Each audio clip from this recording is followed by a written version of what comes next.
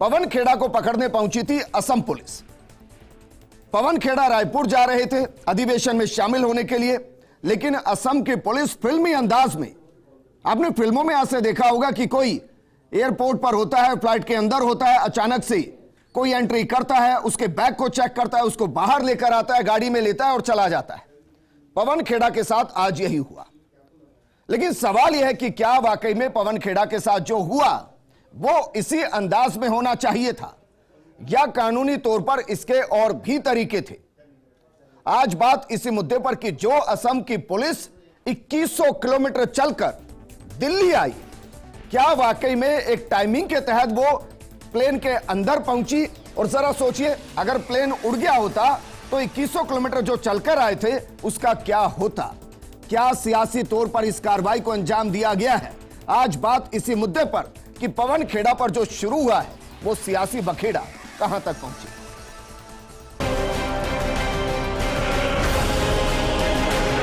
BJP की सरकार उनको हरासमेंट कर रही है। ये घटना देश नहीं दुनिया भर के अंदर हमारे देश की बदनामी कर रहा है। मैं उनकी आवाज और लोकतंत्र की आवाज मजबूत करने में कोई कसर नहीं छोड़ूंगा।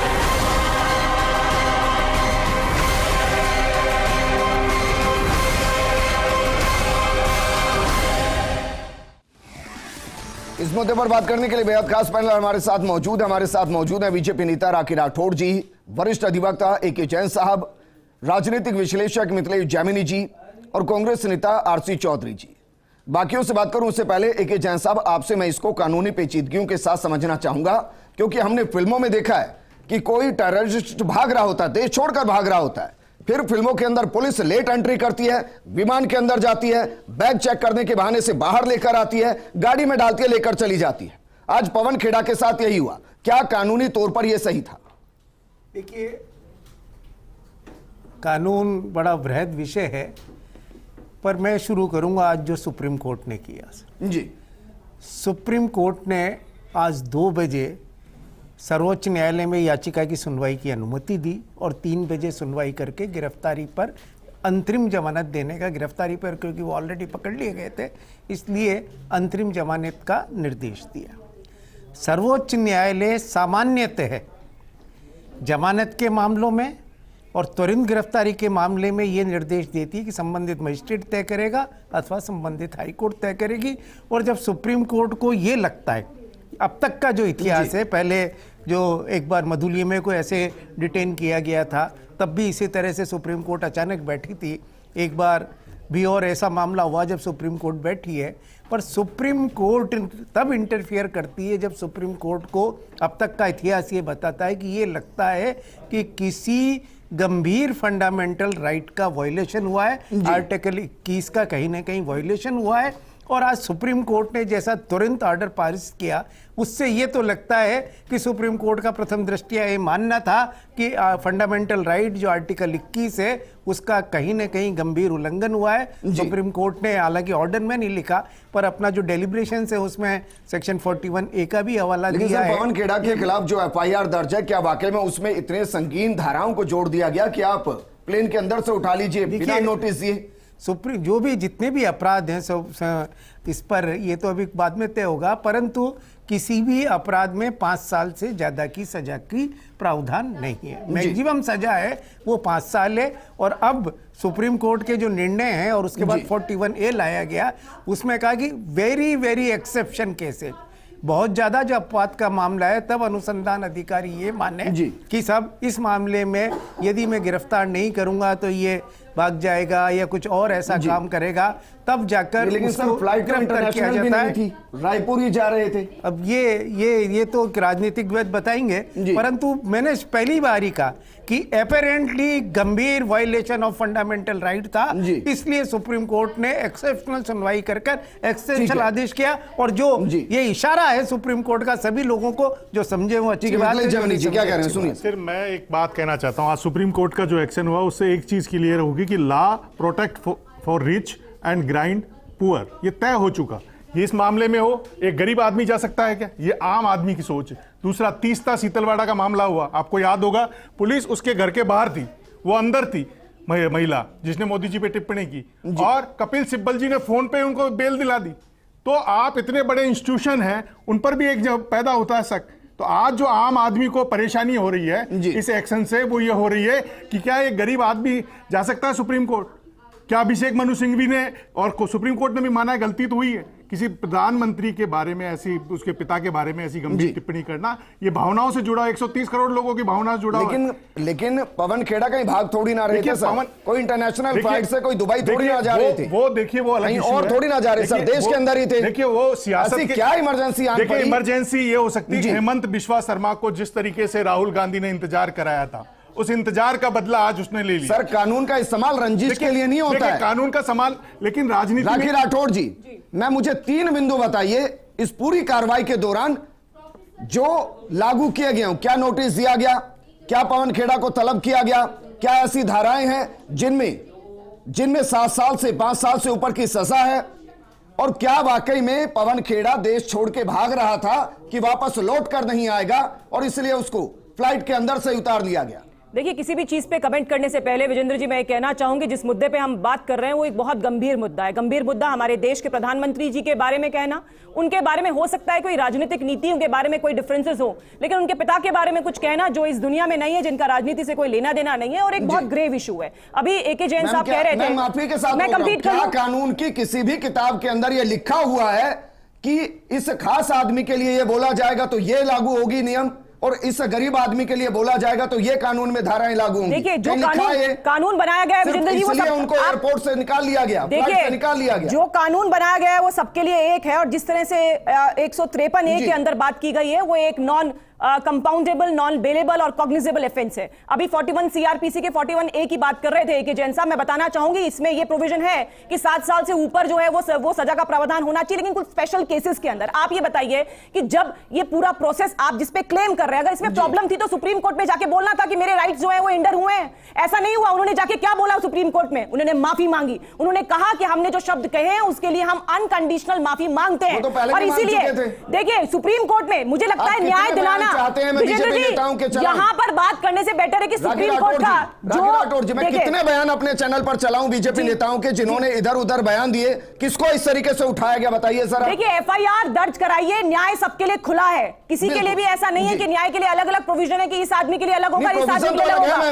और देखिए यहाँ के लोग, पवन खेड़ा को कौन सा नोटिस दिया गया? आप अगर मुझे बोलने नहीं देंगे तो आप बताइए ना, पवन खेड़ा को कौन सा नोटिस दिया गया? देखिए, जो ऐसे केसेस हो जिसमें आप एके जैन साहब बताएंगे ऐसा एप्रीहेंशन हो कि कुछ हो सकता है, 155 में भी तो सर एके जैन साहब बताइए ना मुझे, क्योंकि आज पूरा देश यही सुनना चाहता है कि पवन खेड़ा के अगेंस्ट ऐसे कौन से चार्जेस लगा दिए गए कि उनको इस तरीके से उठा लिया गया। मुझे लगता है कि आज की चर्चा इस बात पे होनी चाहिए थी कि क्या प्रधानमंत्री जी के लिए इस तरह के शब्दों का प्रयोग किया जाना चाहिए। आप सजा दीजिए ना, नहीं तो सजा दे रहे हैं ना, उसके लिए दूसरों के राइट्स को इस तरह से क्या करेंगे करना चाहिए? इससे पहले भी कई बार इस तरह की बात दूसरे के राइट्स को आप ओवररूल कर जाएंगे। कोई राइट्स को ओवररूल क्या? सुप्रीम कोर्ट सबसे ऊपर बैठा है, आपको विश्वास नहीं है क्या? सुप्रीम कोर्ट ने जमानत दिया है, सुप्रीम कोर्ट ने जमानत दिया। एके जैन साहब, सर क्या वाकई में इतना बड़ा अपराध है? अंतरिम जमानत हो सकता है, ये नहीं कह रहा बीजेपी की नजर में हो सकता है फांसी की सजा के लिए, मुझे जहां तक कानून में इतना बड़ा अपराध है। मुझे जानकारी है राजस्थान में बाबा रामदेव के विरुद्ध, राजस्थान में के सुदर्शन के विरुद्ध, राजस्थान में ही कुछ अन्य नेताओं के विरुद्ध इन धाराओं में मामले दर्ज हुए थे, पर मुझे नहीं लगता कि उनमें से किसी में भी इस तरीके से गिरफ्तारी की गई है, क्योंकि मेरा कहना है कि शायद ऐसा लगता है कि पहली बार इस लेवल पर इस तरीके की गिरफ्तारी का प्रयास हुआ, वो तो विफल हो गई सुप्रीम कोर्ट की वजह से। परंतु अगर अब ये माना जाए कि किसी गिरफ्तारी के जरिए संदेश तो कुछ और देने का इरादा था, कार्रवाई का इरादा थोड़ी ना था। ये तो राजनीतिक मसला है, पर कानूनी मसला ये है कि सामान्यतः अगर 7 साल तक की सजा का प्रावधान, पहली चीज तो इसमें आता है कि धारा 295 मैं वैसे पूछ रहा हूं सर आपसे, पवन खेड़ा कोई क्रिमिनल तो है नहीं, देखिए वांटेड भी नहीं है, गलत भाषा का प्रयोग करना है क्या सर? देखिए, मैं तो पवन क्या देश छोड़ के भाग रहा था? कह रहा है इसी वजह से सुप्रीम कोर्ट ने आउट ऑफ वे जाकर उनकी गिरफ्तारी पर अंतरिम जमानत का आदेश प्रदान किया। ठीक है, आरसी चौधरी जी हमारे साथ जुड़ चुके हैं। आरसी चौधरी जी, सर अब एक लाइन है बहुत पुरानी कि ना बोल के लब आजाद हैं। पवन खेड़ा ने कुछ बोला तो प्लेन से उठा लिया गया। कांग्रेस अधिवेशन में इस पे मंथन करेगी कि आगे अगर लड़ना है तो शब्दों को कैसे इस्तेमाल करना है, वरना हो सकता है शब्दों का आज इस्तेमाल हो कल जेल हो। विजेंद्र जी, ये हमला पवन खेड़ा पे नहीं था, ये हमला 4000 किलोमीटर की भारत जोड़ो यात्रा, जिसके अंदर देश के असंख्य लोग, जो करोड़ों लोग शामिल हुए थे, जिनकी आवाज को मुखर राहुल गांधी के नेतृत्व में किया गया, जिसकी आवाज को मुखर पवन खेड़ा जी के द्वारा किया गया। पवन खेड़ा जी के द्वारा इस देश के करोड़ों निवेशकों के 10.5 लाख करोड़ रुपए जो जी 2 दिनों में तबाह हो गए, उसके लिए किया गया। आरसी चौधरी जी, सर मैं यहां भी नहीं भटकने दूंगा, मैं आपको भी नहीं भटकने दूंगा। यह तो सच है कि उस यात्रा के जरिए प्यार मोहब्बत का संदेश दिया गया था। यह संदेश तो नहीं दिया गया था कि किसी के स्वर्गीय पिता पर टिप्पणी कर दीजिए, या यह भी संदेश दिया गया था? देखिए, अगर आप उनका नाम पढ़ेंगे और तमाम जो गुजरात के नेताओं का अगर नाम पढ़ेंगे, अगर कोई भूलवश अगर नाम इधर से उधर हो जाता है, तो वो जो देश के प्रधानमंत्री जो अपने आप को चाय वाला कहने से नहीं थकते, देश के प्रधानमंत्री जो अपने आप को चौकीदार कहने से नहीं थकते, देश के प्रधानमंत्री जो अपने आप को प्रधान सेवक कहने से नहीं थकते, जब चुनाव का वक्त आता है और जब जनता का प्रश्न पूछा जाता है, तब देश के प्रधानमंत्री इतने विचलित हो जाते हैं कि उनके इशारे पे हवाई जो निजी एयरलाइंस है वो एक यात्री को उतार देती है और उस आवाज को दफनाने के लिए आसाम से चल के पुलिस आ जाती है। अगर ऐसी एजेंसियां आरसी चौधरी जी, इतना भी आसान नहीं है सर। भूलवश नहीं हुआ था। उस वीडियो को आप भी सुन चुके हैं, मैं भी 10 बार सुन चुका हूं। उसमें कहा गया था प्रधानमंत्री के नाम को लेकर कि नरेंद्र गौतम दास मोदी, और फिर उसको सही किया था नरेंद्र दामोदर दास मोदी, और फिर यह कहा था कि काम तो गौतम दास जैसे हैं। यह भूलवश नहीं हुआ था सर। मेरा सवाल यह कि चलिए माफी तो मांगी गई, माफी तो मांग ली गई, लेकिन अब जो हो रहा है उसको लेकर कांग्रेस मंथन कर रही है। विजेंद्र, मैं कहना चाहूंगा कि हम डिजिटल प्लेटफॉर्म पे जुड़े हैं, आप प्लीज इंटरप्ट मत करना। आपने कहा गौतम दास का, हम गौतम दास के पर्सन पूछ रहे हैं कि उस गौतम दास ने इस देश के लाखों लोगों के 10.5 लाख करोड़ रुपए स्वाह कर दिए। हम उस गौतम दास के लिए पूछ रहे हैं जहां देश के प्रधानमंत्री की पीठ पे हाथ रख के और अपनी निजी कंपनियों में घूमते हैं, तब भारतीय जनता पार्टी के नेताओं को शर्म नहीं आती कि देश के प्रधानमंत्री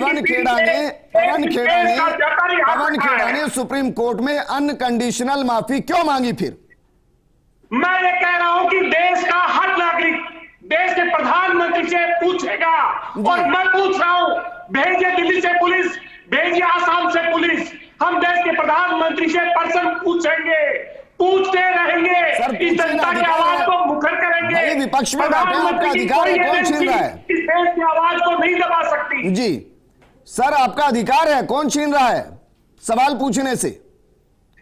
हाँ, अधिकार है, तभी तो सुप्रीम कोर्ट ने हमें कहा, जो हमारे विधि वेता है जैन साहब, उन्होंने कहा। लेकिन क्या कहा सुप्रीम कोर्ट में? पवन खेड़ा जी ने क्या कहा कि अनकंडीशनल माफी मांगता हूं कि वो बोल नहीं सकते, जब देश का शासन ये तो माना गया हो जाता है, जब देश का शासन पर्सन की आवाज को चलता है। ठीक है, वापस मैं आपके पास आऊंगा। मिथिलेश जामिनी जी, देखिए, मैं तो एक ही बात कहना चाहूंगा कि सोनिया गांधी जी का भी एक बयान था मौत के सौदागर, और इनकी तरफ से भी 50 करोड़ की गर्लफ्रेंड, जर्सी गाय, कई बयान दिए गए। बयानों के ऊपर उठ के सोचने की बात है। जो आज अशोक गहलोत ने कहा कि लोकतंत्र में शब्दों की जो मर्यादा है उसे नहीं छोड़ना चाहिए। हालांकि कल मुख्यमंत्री जी ने भी गजेंद्र सिंह जल शक्ति मंत्री, उनकी जो देहावसान हो चुका माँ, उसका नाम लिया था। तो ये राजनेताओं को खुद को समझने की बात, और कबीर की वाणी पढ़ने की जरूरत है कि ऐसी वाणी बोलिए मन का आपा खोए, औरन को शीतल करे आपहु शीतल हो।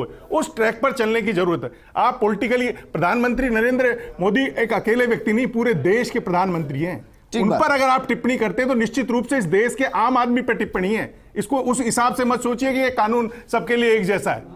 कानून एक जैसा होता है, जैसा है सर। देखिए, कानून एक जैसा है, लेकिन उससे भावनाएं कितने लोगों की जुड़ी है, कानून की डेप्थ को उससे भी तो निकालना पड़ेगा। कानून से चले या भावनाओं से? सर, देखिए कानून से चले वो ठीक है, लेकिन आपने प्रधानमंत्री के पिता के बारे में टिप्पणी की, उससे कितने लोग आहत हुए। तो मैं ये कह रहा हूं सर, क्या संदेश देने के लिए सर, आप भी जानते हैं, मैं भी बहुत अच्छे से की मांग करिए, संसद में करिए। जामिनी जी, जेपीसी की मांग संसद में करिए। जामिनी जी, आप भी बहुत अच्छे से जानते हैं, मैं भी जानता हूं, 2100 किलोमीटर का सफर तय करके असम पुलिस आई है।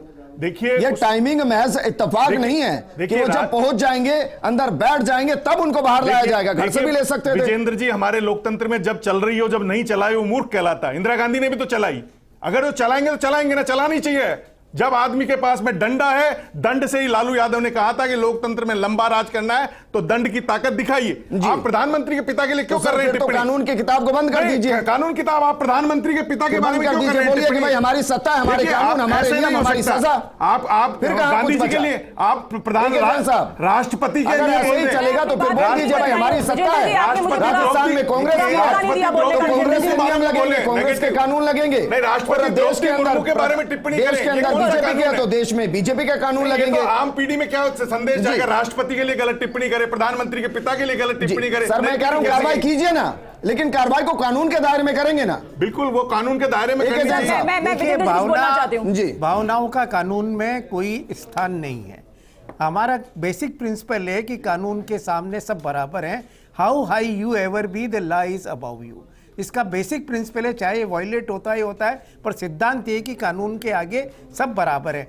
किसी एक अपराध इसीलिए गंभीर नहीं हो जाता कि जिस आदमी के विषय में वो किया गया है वो कोई बहुत प्रभावशाली आदमी है, और एक वही अपराध इसलिए हल्का नहीं हो जाता कि किसी साधारण आदमी के लिए किया गया हो जिसकी अपनी कोई हैसियत नहीं है।